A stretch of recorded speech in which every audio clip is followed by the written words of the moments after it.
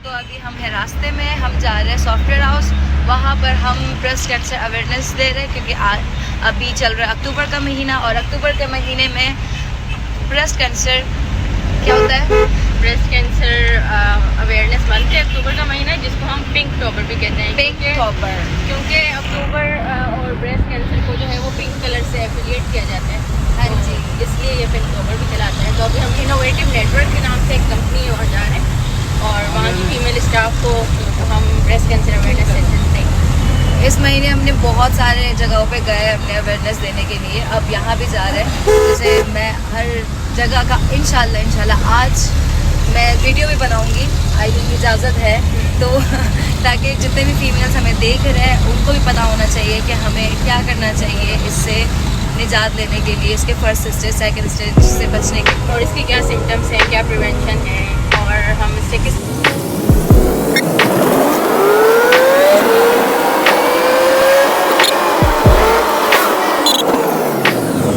अभी हम पहुंच गए हैं, जा रहे हैं हम अंदर। ये सामने वाली जो है? हाँ ये है।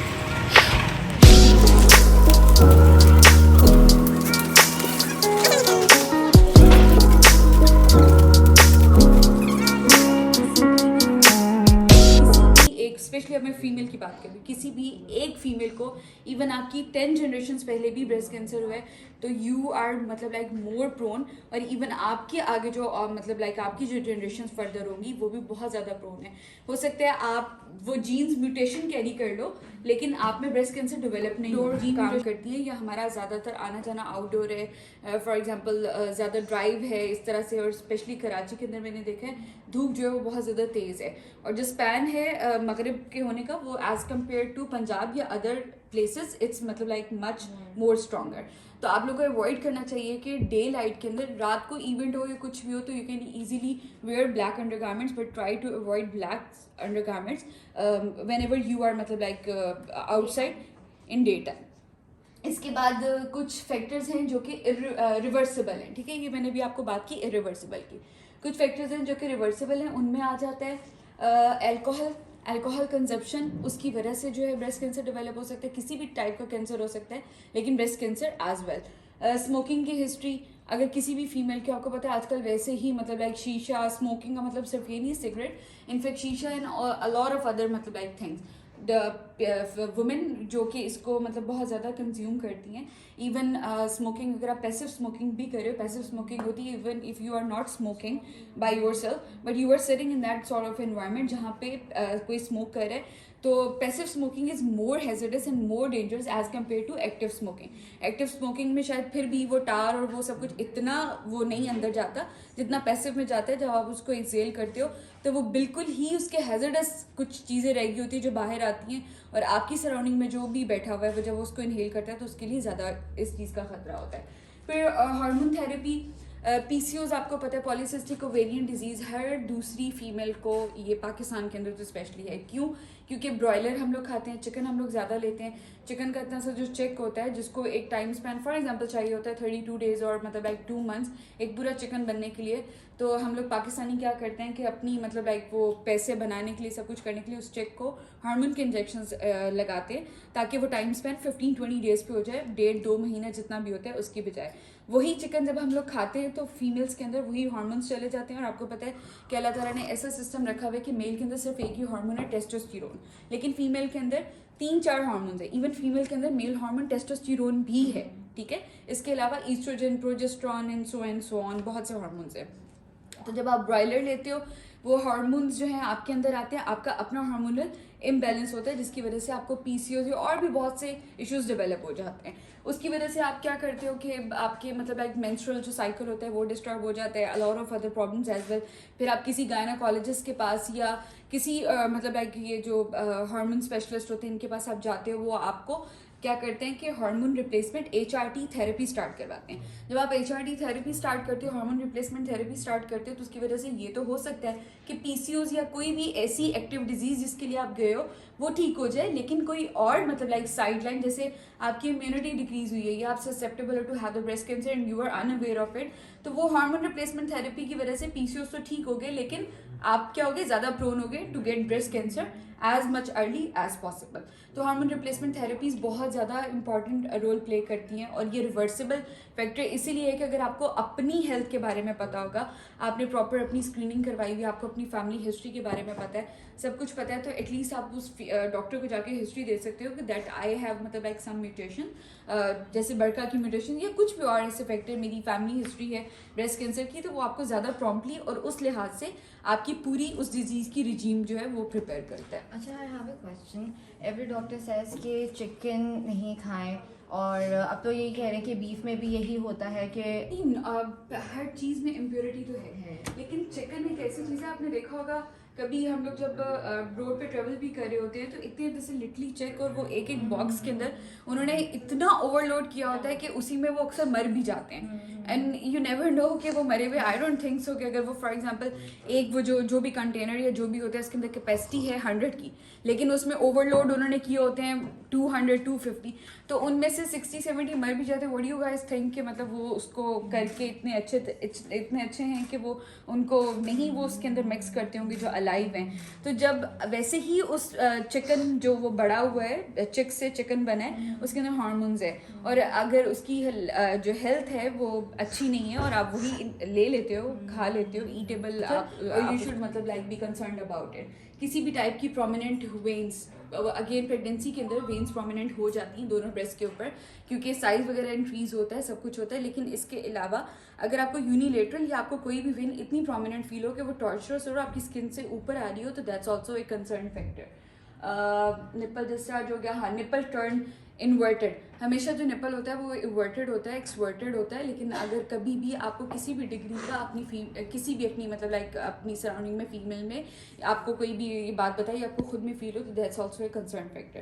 These are the some signs and symptom जो आगे मैं नेक्स्ट स्लाइड आगे मैं आपको उसमें भी बताती हूँ। ये कुछ पिक्टोरियल प्रेजेंटेशन है, वही हार्ड और सॉफ्ट लम्प की, ब्रेस्ट सोरनेस की, फिर प्लकर्ड स्केली स्किन की, इन्वर्टेड संकन निपल की, फिर उसके बाद ब्रेस्ट साइज की, शेप की ब्रेस्ट की, ब्लडी और या क्लाउडी या मतलब लाइक मिल्की डिस्चार्ज की। Next slide.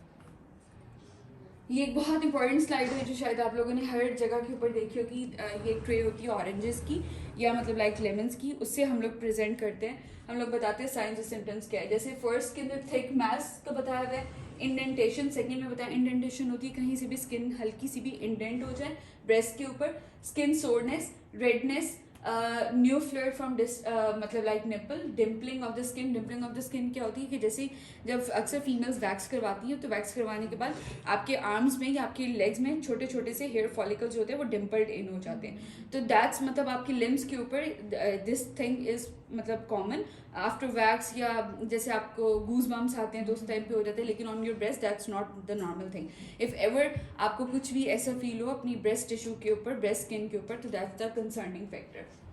फिर कोई भी बम्प हो, कोई भी ग्रोइंग वेन, जो मैंने भी आपको बताई, जैसे आपको इस पिक्चर में नजर आ रहा होगा, प्रोमिनेंट एक ग्रोइंग वेन है जो आपको इसमें पता चल रही, इस तरह का कोई भी साइन हो, रिट्रैक्टेड निपल हो, न्यू शेप और साइज हो ब्रेस्ट का, orange peel skin. Orange peel skin आपको पता है ऑरेंज की स्किन कैसी होती है, थिक होती है, प्लाकर्ड होती है, और इसमें पूरी स्किन के ऊपर जैसे हेयर फॉलिकल्स टाइप होते हैं, इस तरह की अगर आपकी ब्रेस्ट की स्किन हो, that's the concerning factor. And then any sort of hidden lump. Hidden lump हमेशा आपको पैल्पेशन पे, सेल्फ एग्जामिनेशन पे पता चलता है, इसीलिए आगे स्लाइड में मैं बताऊंगी कि हाउ यू कैन मतलब सेल्फ एग्जामिन योरसेल्फ, और मतलब what's the importance of self examination. Next slide. Breast cancer की स्क्रीनिंग के ऊपर अब बात कर लेते हैं। ब्रेस्ट कैंसर की स्क्रीनिंग के अंदर 3-4 चीज़ें आती हैं। एक है मंथली ब्रेस्ट सेल्फ एग्जामिनेशन। जब भी आप लोग शार्ट लेने जाते हो तो शार्ट लेते हुए स्किन इतनी ज़्यादा डैम्प हो जाती है और सॉफ्ट हो जाती है कि ब्रेस्ट टिश्यू जो होता है ईजिली पैल्पेबल होता है। हमेशा ब्रेस्ट टिश्यू को पैल्पेट आप करते हो, जो आपके फिंगर जो पल्प्स होती हैं, इनसे 3 या 4 फिंगर पल्प से आप करते हो। पहले आप लेटरल साइड से अपनी करते हो, लेटरल करते हो या मीडियल लेटरल साइड करते हो, फिर आप अबव से कर लेते हो, फिर आप डाउन से कर लेते हो। और एक और बहुत इंपॉर्टेंट पॉइंट इसके अंदर ये है कि ब्रेस्ट टिश्यू सिर्फ ब्रेस्ट का पार्ट नहीं है, आपका एरियोला जो आपका जो ब्लैक कलर का जो वो होता है पार्ट होता है ब्रेस्ट के ऊपर, और उसके ऊपर जो निप्पल होता है that's also the part of breast. जब आप अपनी पूरी ब्रेस्ट को पैल्पेट कर लो तो लास्ट में इन 3 फिंगर्स के जो ये जो पल्प्स है, फिंगर पल्प्स है, इनसे आप अपनी जो एरियोला और जो निप्पल है उसको भी जितनी मतलब लाइक हद तक आप उसको प्रेस करके पेल्पेट कर सकते हो आप करो, क्योंकि ये वाली ऐसी चीज़ें होती है जिनके ऊपर अगर कोई छोटा सा भी मैस होगा, कोई रबड़ी बॉल भी होगा, तो वो भी आपको फील हो जाता है। इवन ब्रेस्ट कैंसर 2 टाइप्स के होते हैं, बिनाइन और मेलिग्नेंट। जो बिनाइन ब्रेस्ट कैंसर होता है उसको हम लोग फाइब्रोएडिनोमा या ब्रेस्ट माउस भी कहते हैं। दैट्स नॉट हैजर्डस, लेकिन that can be converted any time into malignancy और मतलब लाइक हैजर्डस मैस जो कि कैंसरस हो सकता है। तो आप ब्रेस्ट सेल्फ एग्जामिनेशन प्लीज़ आप हर मंथ, हर रोज़ नहीं तो हर मंथ में एक बार ज़रूर किया करें।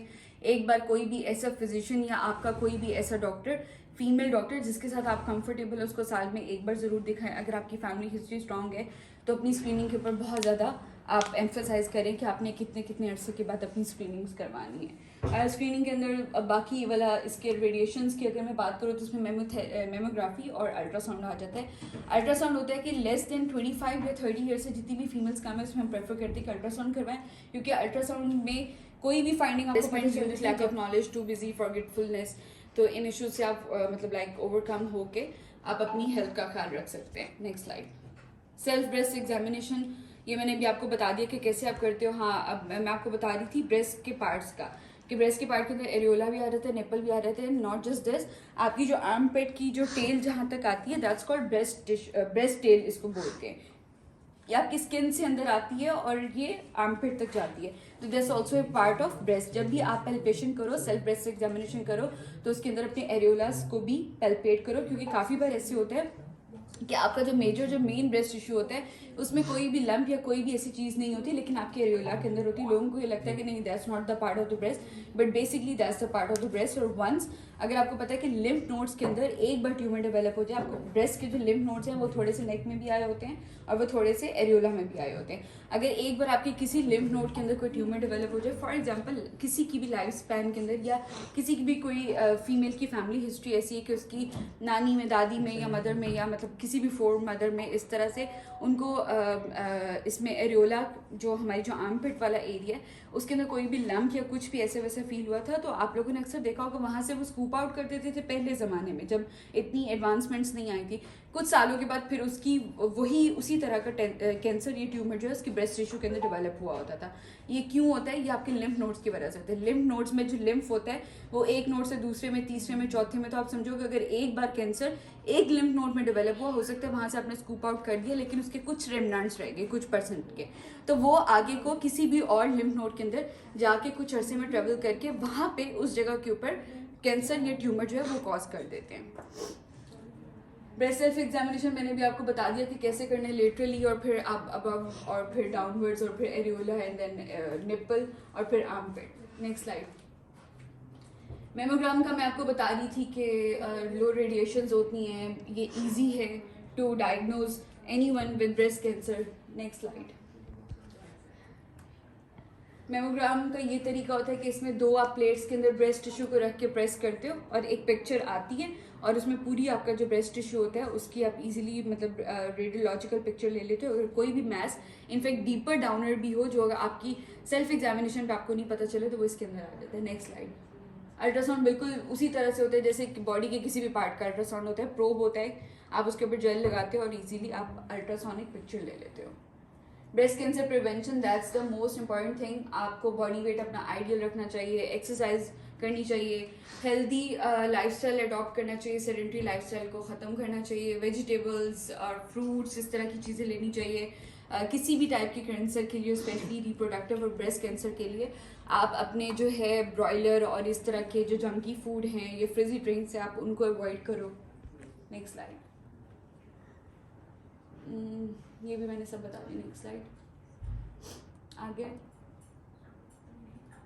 ब्रेस्ट कैंसर प्रिवेंशन, इसके लिए आप अगर कोई भी हार्मोन थेरेपीज़ वगैरह ले रहे हो तो वो ध्यान से लो। Exposure to radiations, pesticides, UV radiation, उससे अवॉइड करो। सिगरेट स्मोक अगर कर रहे हो उससे अवॉइड करो। आई नो कोई not just female, cigarette smoking is not just a thing कि अगर आप स्मोक कर रहे हो तो आप एकदम से रुक जाओगे, लेकिन आप उसको टेपर डाउन ज़रूर कर सकते हैं। और नेचुरल डिओज जो है डिओड्रेंट्स वगैरह वो आप नेचुरल यूज़ करो। उसमें ये होता है कि आप डेली अगर वॉश अपना मतलब अंडर आर्म्स वगैरह सही तरीके से करोगे तो आपको किसी भी टाइप की डिओ वगैरह की ज़रूरत नहीं रहेगी, बिकॉज उनमें भी केमिकल्स होते हैं। और जब भी याद रखो आप लोग वैक्स करवाते हो अपने आर्मपिट्स की तो फ़ौरन से डिओड्रेंट नहीं करते, क्योंकि उस टाइम पे हेयर फॉलिकल्स जो होते हैं वो ओपन होते हैं। कभी आप देखो डिओ करके वहाँ पे तो आपको एक बर्निंग, एक इचिंग सी फीलिंग आती है, बिकॉज उस टाइम के ऊपर आपकी स्किन जो है उसकी वो लास्ट अपनी डेप्थ तक खुली हुई होती है और उसके बिल्कुल नीचे सेकंड लेयर होती है। तो जब भी आप उस टाइम के ऊपर डिओ करते हो वो सारे जितने केमिकल्स होते हैं पहले तो आपकी स्किन मतलब स्किन के ऊपर लेयर्स आ गई होती हैं, वैक्स के 1-2 दिनों के बाद तो वो इतना कुछ नहीं होता।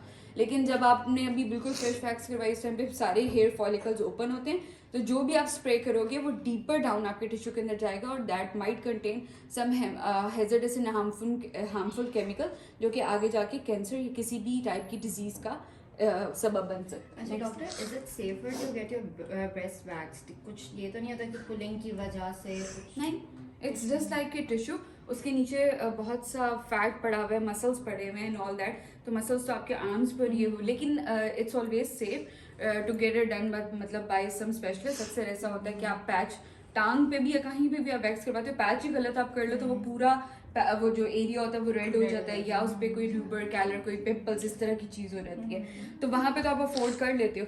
लेकिन यहाँ पे ब्रेस्ट केस आप एंजेलिना जूली का बता देती हूँ, जो मैं अभी बता रही थी बर्का म्यूटेशंस का। इसकी मदर को ब्रेस्ट कैंसर था, इसने प्रोफाइलेक्टिकली जब अपनी स्क्रीनिंग वगैरह सारा कुछ करवाया तो पता चला कि इसके अंदर BRCA 1 BRCA 2 दोनों की म्यूटेशंस है, जिसकी वजह से ये ससेप्टेबल थी कि 50% इसको ओवरी का कैंसर हो सकता है और 87% इसको ब्रेस्ट कैंसर के चांसेस हैं। तो इसने क्या किया, अपनी दोनों ब्रेस्ट को रिमूव करवा लिया, that's called mastectomy, bilateral mastectomy करवा ली और सिलिकॉन इम्प्लांट्स करवा लिए, ताकि ना वो टिश्यू रहे और ना वो जो चांसेस थे उसके टू डेवलप कैंसर वो रहे। तो इससे ये एक ऐसा मैसेज है सब फीमेल्स के लिए कि कुछ फीमेल्स जिनको ब्रेस्ट कैंसर हो जाता है या वो डर से बताती नहीं है, या वो मतलब लाइक थोड़ा सा वो होती हैं, आप कह लो कि इरिटेट होती हैं, या वो due to some sociological reasons इन वजह से अपनी सर्जरी नहीं करवाती कि एक ब्रेस्ट रिमूव हो जाएगी तो how I gonna face the society and all that. तो उनके लिए मैसेज है कि अब कॉस्मेटोलॉजी इतनी ज़्यादा एडवांस हो गई है कि इतने ज़्यादा अच्छे अच्छे प्रोसीजर्स आ गए, सिलिकॉन इम्प्लांट्स इतने अच्छे आ गए कि वो सिर्फ आपको ही शायद उस नेक का जब आप देखोगे आपको पता चलेगा, अदरवाइज इतने फिट मतलब वो प्रोसीजर्स हैं कि आपको कभी भी खुद भी अगर आप ध्यान नहीं रखते हो तो आपको नहीं पता चलता कि मतलब समथिंग हैपन टू यू, या आपने अपनी ब्रेस्ट जो है वो रिमूव करवाई हुई यूनिलेटरली या बायलेटरली। Next slide. अब ट्रीटमेंट मोडालिटीज़ पे बात कर लेते हैं। ट्रीटमेंट मोडालिटीज़ जो है वो 3 टाइप की मेडिकेशंस हैं और फिर रेडियोथेरेपीज़ हैं और फिर एंड पे जो है वो सर्जरी है। मेडिकेशन भी ये होता है कि जितना ज़्यादा जल्दी आपको अपने बॉडी की हेल्थ के बारे में पता चलेगा, या अभी ब्रेस्ट कैंसर की हम बात करें इसके बारे में पता चलेगा, तो आप उतनी ज़्यादा अर्ली स्टेज के ऊपर उसको डायग्नोस करवा लोगे और ट्रीटमेंट स्टार्ट कर दोगे। और स्टार्ट के अंदर जो सिर्फ जो कीमोथेरेपी होती है that's sufficient for you, but second regime ये होती है कि कोई भी फीमेल का कैंसर ब्रेस्ट कैंसर कीमोथेरेपी से नहीं ठीक हो रहा तो हम उसमें साथ में जो होती है एड ऑन रेडियोथेरेपी भी दे देते हैं। लेकिन रेडियोथेरेपी के भी आपको पता है कि और भी एडवर्स इफेक्ट्स होते हैं, आपके बाल वगैरह जो होते हैं वो उतनी देर के लिए नहीं आते और फर्दर हार्मोनल चेंजेस होती हैं, इमोशनल चेंजेस होते हैं इस तरह से। तो जितनी जल्दी आप ब्रेस्ट कैंसर को डिटेक्ट करोगे उतनी ज़्यादा जल्दी आपके लिए अच्छा है और आप सेकंड मोडालिटी के ऊपर नहीं जाओगे। फिर लास्ट जो इसकी जो रिजीम है ट्रीटमेंट की वो है सर्जरी है। पहले ज़मानों में जो सर्जरी होती है उसमें ये होता था कि ब्रेस्ट टिश्यू में जिस भी जगह के ऊपर ब्रेस्ट कैंसर डेवलप हुआ उसको स्कूप आउट कर देते थे। लेकिन अगेन मैंने अभी आपको बताया कि लिम्फ नोड्स का और लिम्फ का कितना बड़ा रोल आ गया है, जो आहिस्ता आहिस्ता स्टडीज़ की वजह से पता चल गया कि अगर वंस मतलब एक टिश्यू के अंदर आपके ब्रेस्ट के एक टिश्यू के अंदर कैंसर डेवलप हुआ है और आप जब तक उसको पूरी ब्रेस्ट को रिमूव नहीं करोगे और सिर्फ उसको स्कूप आउट करोगे तो हो सकता है उस टाइम पे स्कूप आउट करने पे वो वाला नोड या वो वाला टिश्यू तो आपने निकाल दिया, लेकिन उसके कुछ रेमनांट्स जो हैं कुछ अर्से के बाद दूसरे नोड में ट्रांसफर हो गए और उस जगह के ऊपर उसने कैंसर करवा दिया। तो इसीलिए अब जो है मैस्टेक्टमी, दिस वर्ड कॉल्ड पूरा ब्रेस्ट टिश्यू रिमूव कर देना, ये वाली मोडालिटी मतलब ये वाली ट्रीटमेंट जो है सर्जिकल प्लान आ गया। पहले ये वाला नहीं था, पहले सिर्फ स्कूप आउट का था। तो दैट्स ऑल्सो नॉट डेंजरस। जो अभी मैंने आपको एंजेलिना जूली का केस बताया वो इसीलिए बताया टू इनकरेज फीमेल कि अपनी जान से ज़्यादा और कोई भी चीज़ ज़रूरी नहीं होती है। तो रादर देन मतलब like taking care of your beauty and getting depressed, आपको चाहिए कि आप उस पार्ट को अपने रिमूव करवा लो। और Angelina Jolie is the example for all of us कि यू कैन मतलब like save your life by these मतलब like treatment plans. Thank you. Anything regarding that? तो जैसे आप सबने सुना कि बहुत ही अच्छा सेशन था ब्रेस्ट कैंसर पे. आज मैंने फाइनली वीडियो भी बनाई ताकि जो मेरे व्यूअर्स हैं वो देखें, उनको अगर उनको भी कुछ हेल्प मिले इस वीडियो से, तो मेरा एक जो कॉन्सेप्ट है वीडियो बनाने का वो पूरा हो जाएगा. और हमें जो सॉफ्टवेयर हाउस से गिफ्ट मिला है, मैंने अभी तक खोला नहीं है लेकिन गिर गया. देखते हैं इसमें आइसक्रीम कौन कौन सा है. I think this is the cream well ice cream. And the second one is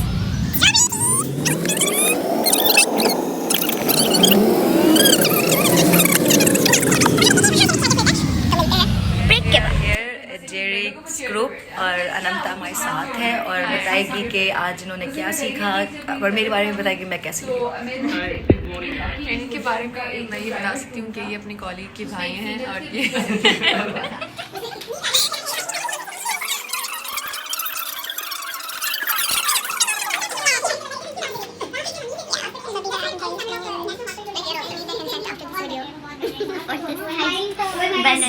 You can ask me anything else. So हमारा इवेंट हो गया ख़त्म. So if you guys like my video, so do like, comment, and if you want you can share as well. Thank you so much. फिर मिलेंगे next video में.